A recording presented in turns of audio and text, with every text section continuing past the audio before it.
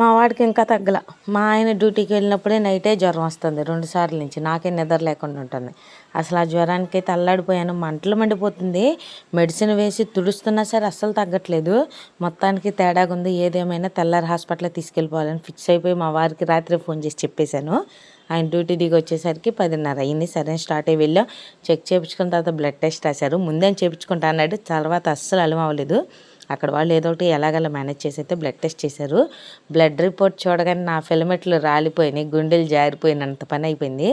ఎందుకంటే ఆల్రెడీ అంతకుముందు మేము 2 టైమ్స్ హాస్పిటల్లో ఉన్నాం. అప్పుడు కూడా రిపోర్ట్స్ ఇలానే వచ్చినాయి. ఈసారి కూడా ఏమంటారు అనుకున్నాను.